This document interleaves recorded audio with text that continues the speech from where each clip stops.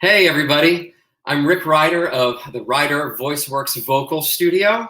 And again, we're just gonna have some fun today because I'm about to interview Broadway actor and current artistic director of the Philadelphia Theater Company, Paige Price. She's uber talented and to be perfectly honest, prolific. Paige Price. Welcome. Hi, how are you? I'm well. Thanks so much for being here. I really appreciate it.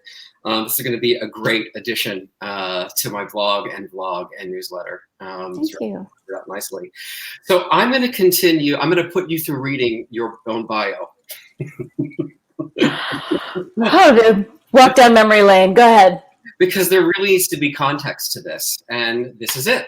Paige Price has had major roles on Broadway and in national tours, including Smokey Joe's Cafe, the infamous Busker Alley pre-Broadway tour, which we're going to chat about because I was at the time, so I was privy to the white years. So we're going to chat about that.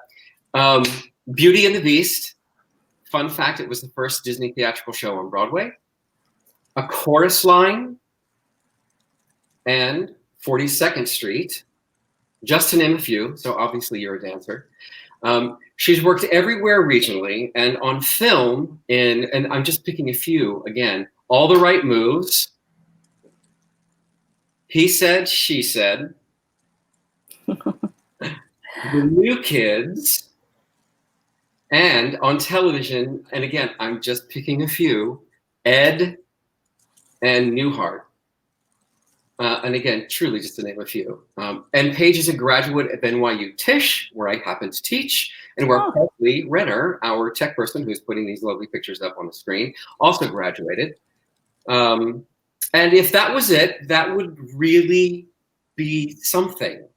But we're just getting going with your work history. So your acting resume, juxtaposed with everything else that you've done in your career is what I said to you before. This is what is really interesting to me, and I think is so rich, and it is worth hearing about.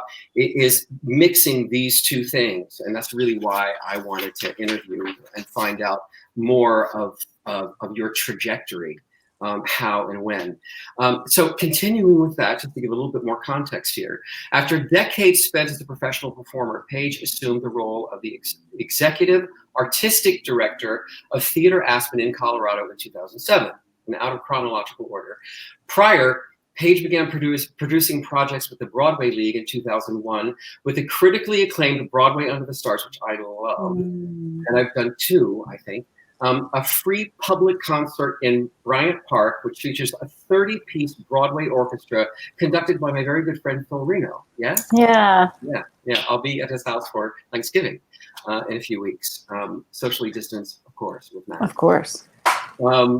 Paige was the vice president of the board of the National Alliance of Musical Theater, or you are. I was. I stepped off. Okay.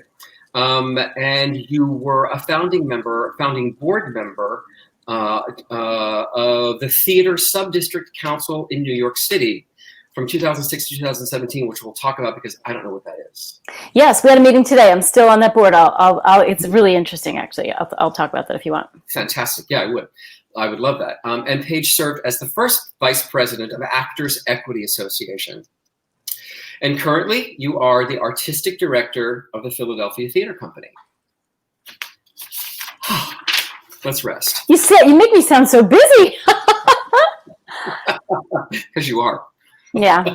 Mm-hmm. So we don't really know each other. We've only just met. And we met, I just wanted to give a shout out to that. We met at the Celebration of Life of our dear friend and colleague, agent Bill Timms, and also by proxy, Michael Mandel, who also had passed recently and lived here in my building and I've worked with, and Bill was my agent early on. And we had that at Howard Kay's Dive Bar because we always like to give a shout out to him. Gotta give Howie yes. Yeah. And so that's where we met ever so briefly. And you know what's funny? I was always, you and Lauren Kennedy, I would get confused because of your cross careers.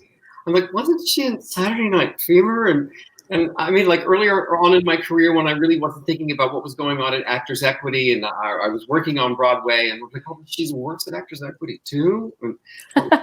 Lauren and I did a reading together, and I remember them thinking like, that was a bad idea. I mean, she's taller than me, for which I'll be perennially jealous. But yeah, she became an artistic director as well. She's so cool. Yeah. So just a quick showbiz story, just because I was around when it happened. Busker Alley. Oh, Busker Alley. So you know that had 3 titles when we were on the road, right? You know, they tried out 3 titles. I had the best time on that show. I'm so sad it didn't come to Broadway. I mean, we picked out our dressing rooms on Broadway. That beautiful Leroy Neiman mural was painted on the St. James. We were ready to go, and then it just didn't happen because Tommy broke his foot, which he did. He broke his foot. I was there. I'm so glad you brought that up. Yeah. But it was super fun for me. I mean, we toured. It was, it just never it never gelled, unfortunately. The music was so fun. Those Sherman Brothers, I mean, toured with us, the Sherman Brothers, you know, those legendary Disney writers. It just didn't quite gel, but it was sure fun. Yeah, I did a lot of drinking on that tour too. It was me and all the boys. I mean, it was so fun. Darcy, who was the star, really had to be in it and be a monk, but I could play with the boys in every city. It was super fun for me. Bruce Moore, were you friends with Bruce? Bruce and Michael Arnold and Michael Barres and Dennis Jones. I mean, it was a who's who of really fun, talented actors. And Laurie Gamache. Yes. Yeah. Who I understudied Laurie and Darcy. Both of them were at least 6 inches taller than me, so the hems were kind of ridiculous on the clothes. Darcy Roberts, right? Yes, I remember. I was doing Grease, the same producers, and they would come and talk about Busker Alley. Fran Weisler, just like biting on her glasses. Oh, darling. Oh, darling. Yeah, you know when they come to tell you how much they're behind the show and they're going to stick with it, that you're closing. What was going to happen? Oh well. So why we're here? When, how, or even why did it occur to you that the business of theater was interesting? I'll ask the question and then you can sort of just dive in. And what was your impetus along the same lines? What was your impetus for your work with Actors Equity? And how could you connect your business of theater career to that of being an actor? You know, I was always interested in the mechanics of what I was participating in, whether it was, God, I wonder what that set piece cost, or what is that job that you do? I was always sort of really plugged into what was happening around me in the theater. And I just believed that, I really loved expanding my attention beyond what the acting company and beyond my job. It just fascinated me. I was always the one reading the newspaper in the corner by Yorkley. It used to drive her crazy. But I was always reading the business section and I was obsessed with business a little bit. And also producing. As college? I mean, to college age, what were you studying at NYU actually? I was a dance major because I got a full ride, but my path when I was growing up was either Broadway dancer or lawyer. Those were the 2 things I was really interested in. And, when I went to NYU and was living in New York and could audition, that was really where my passion was. But yeah, there was always this niggling part of my brain that was interested in producing. And, no matter what show I was on, I would be the one arranging the benefit performance or, doing the collections. I was always interested in that and being the deputy. I guess leadership in a way was appealing to me too. And so when I was on Broadway going to the deputy meetings every week or every month at Equity, Patrick Quinn, former president, asked me to get involved with negotiations. And so that I led into leadership. And actually when he passed and the vice president became president, they asked me to run for first vice president. And that was my entry into that. So it was sort of the deputy and then interested in administration, and the policy work at Equity really was interesting to me too. Did one have to be asked in that situation? You said they asked you. In that case, because it was an appointment, so it was you know, I had already run for council by that point, and so the position would come from council, and so it was a temporary appointment, and the council had to, you know, they had to affirm it as well, but they asked me if I would be interested, and then from there I had to run and be elected every time. I see. And with that, is that your entree into the business of theater? Was it being a part of Equity? I think it gave me a bigger understanding of how the industry worked.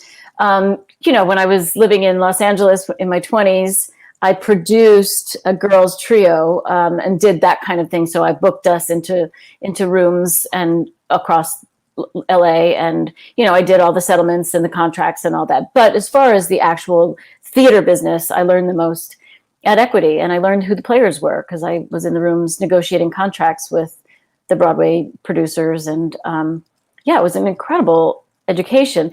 And so when we did Broadway Under the Stars, that came about because Jed Bernstein, who was the head of the league at that time, we met during negotiations, and he was forming a new event, which was right around the Tonys. And so they needed more people that who weren't completely focused on the Tonys. And he asked me to help with the event. I was sort of the talent coordinator producer. So it was like with the actors, but helping producing.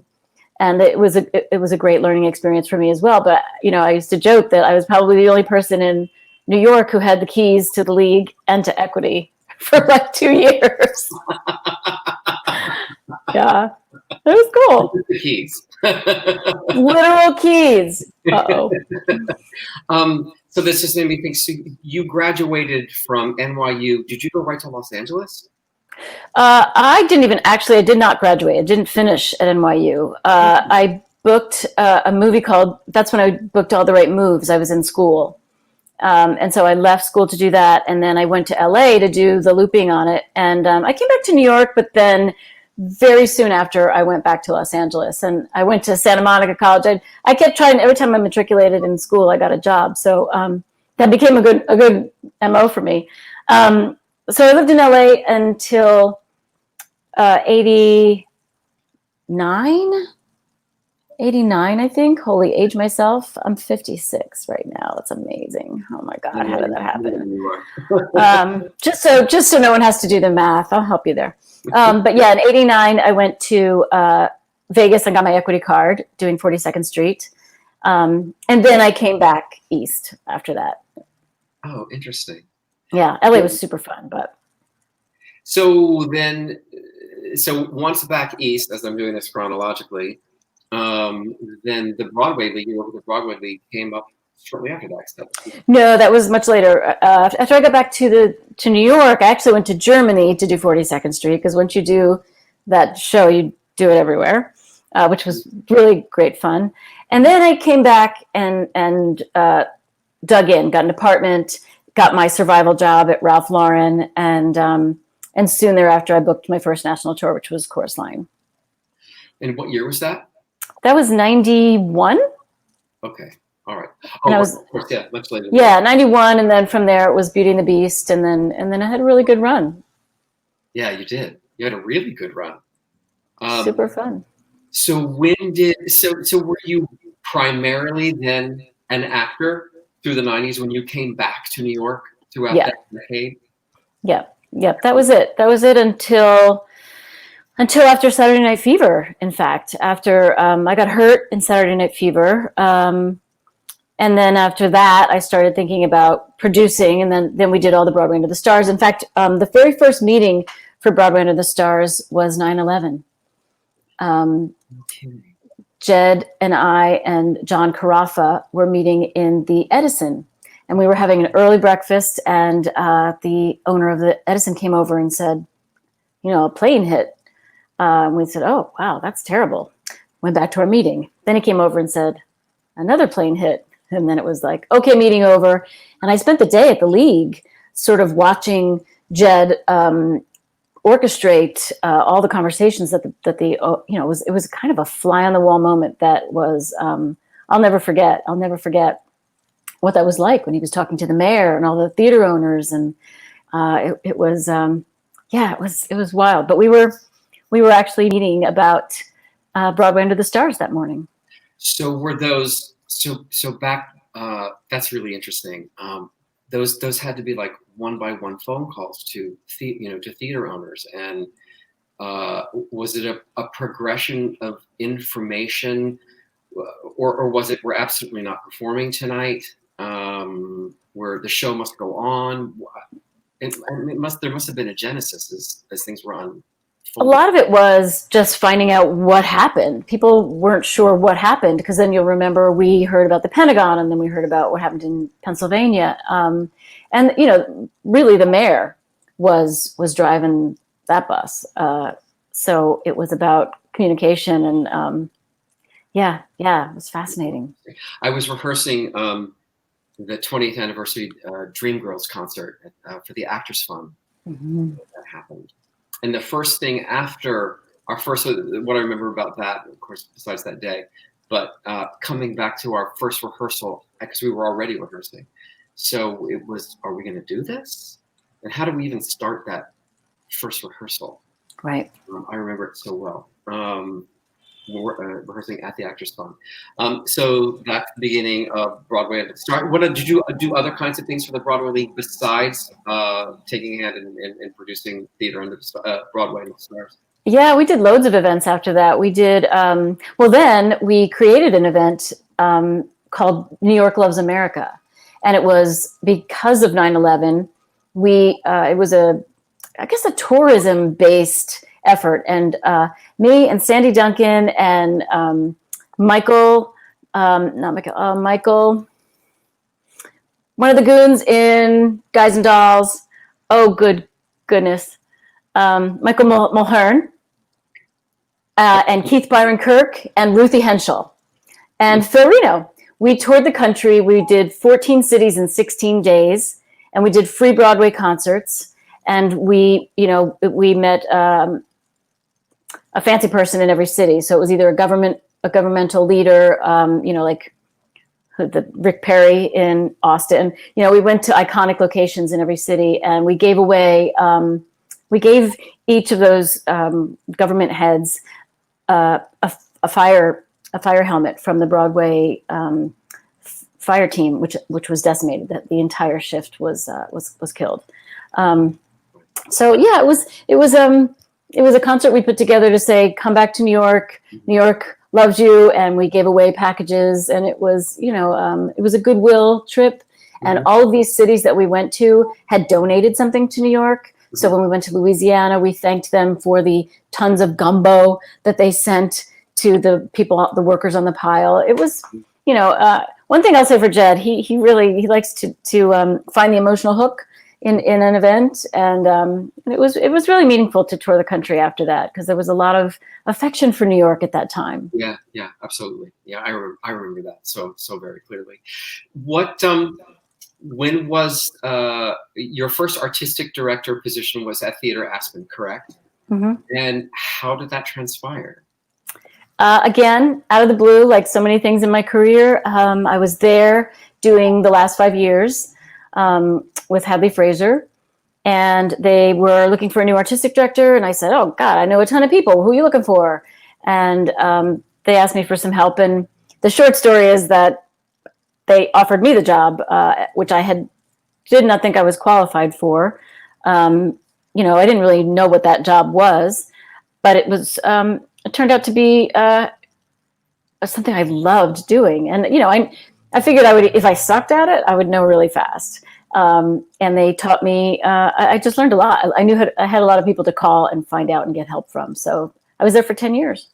And why? So you're there for a decade, and you went from there to Philadelphia Theater Company. Why? What? Part of it was to come back east. I mean, there was a lot of travel involved in Aspen because I was there. Here, you have a home in New York, mm-hmm. and you obviously have to have a home there as well. Yeah, yeah. And I was traveling back for it. There was two flights each way to Aspen. I didn't actually live there. I was in residence in the summer, but I did a ton of traveling, which was super fun for a while. But the truth is, after the election, I wanted to go to a city where there was Aspen is a beautiful bubble of vacation kind of fare. And I wanted to go to a place where I could do work that spoke to me a little bit more deeply. And so when I was approached about Philadelphia, I thought, oh, wow. And there was also a community of artists there. In Aspen, I had to import everything. But in Philly, there's already artists in the community. And I thought I said, I want to use my powers for good. Interesting. I love that. I love hearing, because I've never really thought of that. Like in Aspen, you have to import everything, and of course you would.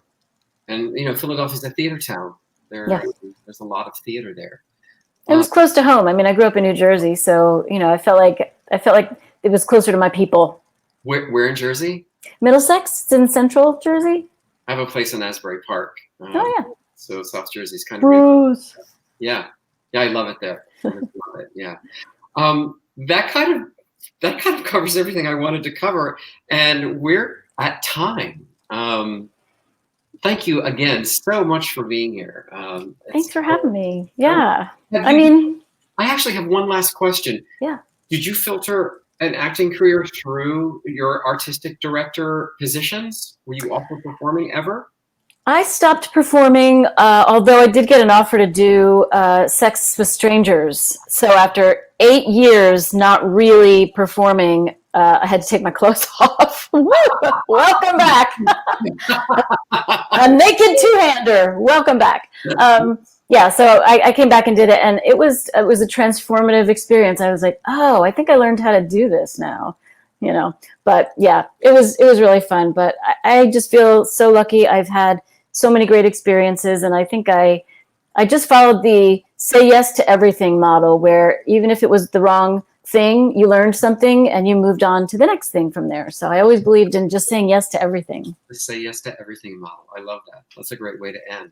Again, thank you so much for being here. Good to see you. Good luck. We'll see each other again, yes, soon, somehow. All right. I love it. Take care. All right. Thank you. Yeah, thank you. Wow. That was everything I wanted it to be. So if you guys, please stay tuned. Keep checking in for more of these vlogs and blogs. I have interviews coming up with my friend and former roommate, director Matt Lenz, and my old friend, Broadway actor turned senior artistic director of Cirque du Soleil, Tim Smith. Tim and I did the Broadway production of Grease together. We also did it on the road.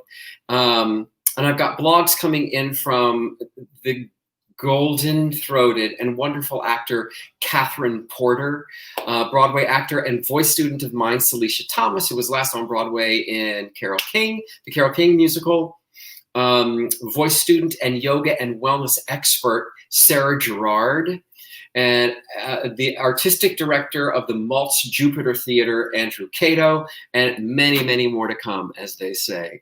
Thanks for tuning in, you guys. Bye.